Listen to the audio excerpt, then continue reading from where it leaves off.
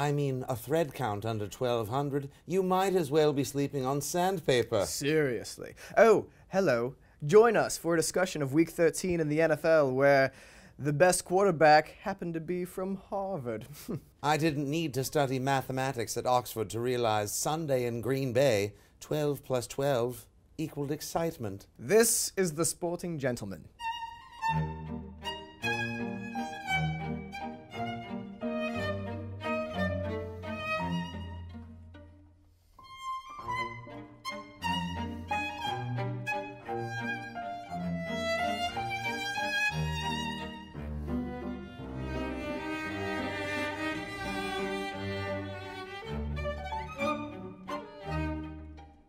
Hello, I'm Matt Ufford, the Sporting Gentleman, and I'm joined this week by Nick Stevens to talk about the NFL in Week 13.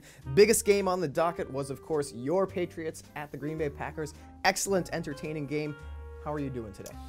You know, I feel pretty good, actually, because the game did live up to the hype. It was highly competitive. Both quarterbacks played very good to excellent games as well.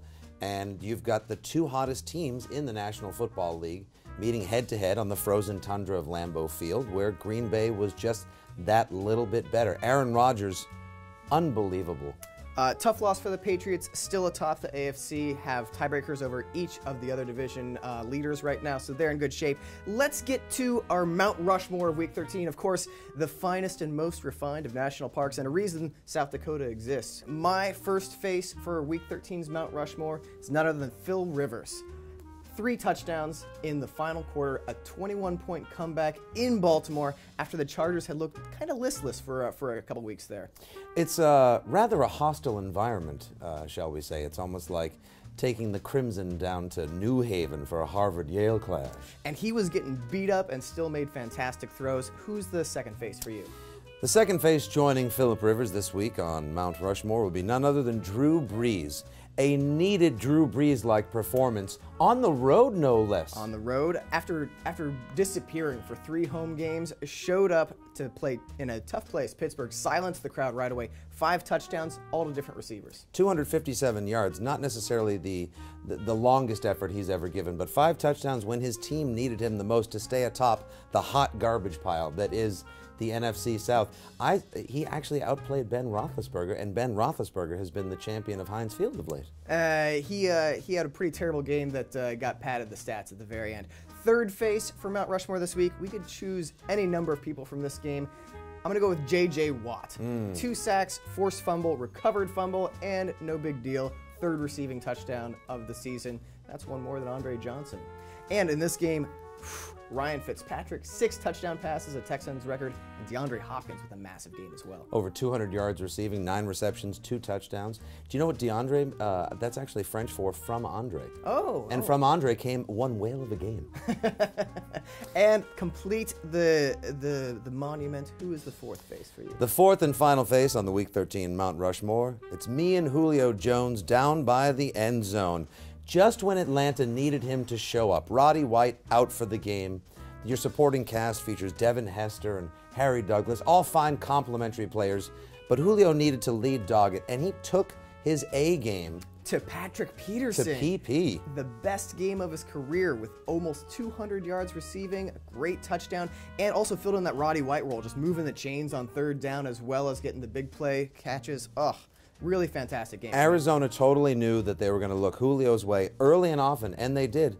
And I say, good on you, boy, for looking sharp. Of course, we can't talk about the good without also acknowledging the bad, and that's why we're ringing the gong for our half-wits of the week. Alexander, quickly now. Ugh, so hard to get good service. Now, these pieces of paper have our half-wits of the week. Be gone. Good gracious. Sometimes I say we still should be allowed to hunt humans. That's why I have a private island. I got to get one of those.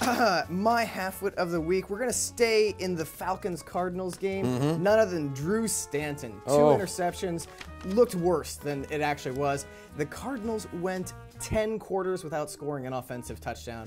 That's how you go from 9-1, best in the NFC, to 9-3, and looking like you're going to lose the NFC West. I continue to tell Bruce Arians it is not a good idea to smoke opium before press conferences, we can win a Super Bowl with Drew Stanton. Oh, have another spoonful of sugar in your absinthe.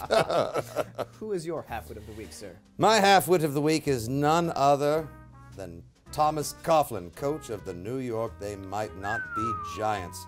How do you call yourself a football team when you have a 21-0 lead on the Jaguars of Jacksonville? Jaguars, yes. Only to fumble it away and lose 25-24. The shame, the ignominy, the other words that mean, boy, did you guys crack the bed. I mean, having to leave Jacksonville knowing that you blew a 21-point lead and lost to the Jaguars, that's the equivalent of defecating on yourself at a black tie affair and having to walk past everyone. Oh, I've been there. We've all had a couple of occasions where we got a bit too tight. And now the stank of you walks past everyone as they make this look. Now, a bit of advice to close the show. We saw an excellent game from the Falcons, and that's a matter that's near and dear to my heart, is falconry. Now, a lot of children out there are having iPhones and tablets in their hands, but they don't know the heft of a good leather gauntlet and the spirit and joie de vivre of learning the ancient art and craft of falconry. And I say, if we're not learning falconry in schools, then who will teach our children how to hunt with raptors? Something to think about for next week when once again we talk about the NFL on The Sporting Gentleman. Thank you for joining me, old boy. Thank you. Alexander, ready my Zeppelin.